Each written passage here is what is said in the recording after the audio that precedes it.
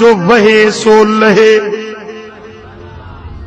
भिटाई जो मुर्शिद कोरी जात जो हुयो, शाह इनायत डोरा पोटनुस त कोरी मोची जनजा पीर, कीअं लंघाईंदा सीर, ओखीअ में शाह इनायत चवे। कोरी मोची छा तोखे पुलसरात टपाईंदा, मुर्शिद वठिया त सैयद वठिया, कोरी मोची छा ॾींदई, तू पाण आले रसूल, भिटाई तू पाण सैयद, मुरीद जो ही कोरीअ जो त शाह इनायत शहीद न्यापो ॾियारे मोकिलियुसि, यो मेणो ॾियारे मोकिलियईंसि त सोने भिटाई बि शेर जो जवाब शेर में ॾियारे मोकिलियो। फरमाइनि था शाह इनायत इएं कोन्हे, राणे वटां रात नौ नियापो आयो, लतीसूं लतीफ़ चए दातर वटां दात, कोन पुछे तो ज़ात जेके आया से अघी विया।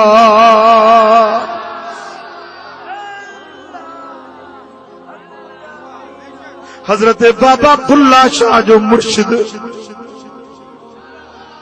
बाबा बुल्ला शाह जो मुर्शिद आराई हुयो, पाण सैयद हुयो। वो माण्हू पिया चवनि, घर जा भाती पिया चवनि, ओ बुल्ला तो त असां सैयदनि खे टिको लाए छॾियो आ, लीको कारो लाए छॾियो अथई, तूं सैयद वरी आराई जो मुरीद थियोई। हज़रत बाबा बुल्ला शाह छा फरमायो, बुल्ले नु जेको सैयद सॾेसी, दोज़ख ते ध्यान जाया, बुल्ले नु जेको आराई सॾेसी, बेश्ती बागा पाया, बुल्ले नु समझावण आया, भेणिया ते भर जाया, बुल्ले नु समझावण आया। असां ज़ात सैयद दीवे बुलिया ते कीवें लीका लाया, असां ज़ात सैयद दी बुलिया। ज़ात ते दात नाहे, रब जी अता है जंहिंखे रब नवाज़। हाँ सोनो साईं सैयद कंबर वारो फैज़ कंहिंखो मिलियोसि, कंहिंखां फैज़ मिलियोसि, मिठे पीर खां, ऐं मिठो पीर ज़ात जो चन्नड़ हुयो। सवाने पीर मिठा साईं जो किताब मूं लिखियो अथव, पीर मिठा साईं जो सुजरो नसब जो हज़रत आदम ताईं लिखियो अथनि। पीर मिठा साईं जन खां वठी हज़रत आदम ताईं सुजरो लिखियल अथव, उन किताब में पढ़ी ॾिसो त पीर मिठो सैयद न हुयो, चन्नड़ ज़ात जो हुयो, पर सैयद बि उन जे दर तां फैज़ वठी आया या न आया।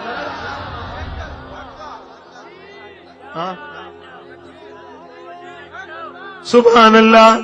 हजरत मखदूम मोहम्मद इस्माइल पिरियाले शरीफ वारो ज़ात जो जूने जो आ, हिकड़े ॾियारे ते जंग में वेठो हुजे, का माई माहेड़ी रस्तो भुलजी उते जे पहुची,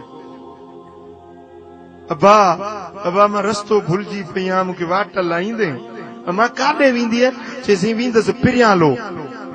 पिरियां लोए, सिंधी में पिरियां लोए माना पिरीअ जो वतन, पिरीअ जो घर, पिरीअ जो दर। चए मां काॾे वेंदी आहे, चएसि पिरियां लोए। चए मां हली आ। हीअं माई खे चयो मुंहिंजे पुठियों हल, हीअं जो ॿ विखूं हलिया त मदीनो पाक अची वियो, साम्हूं गुंबद ख़तरा अची वियो।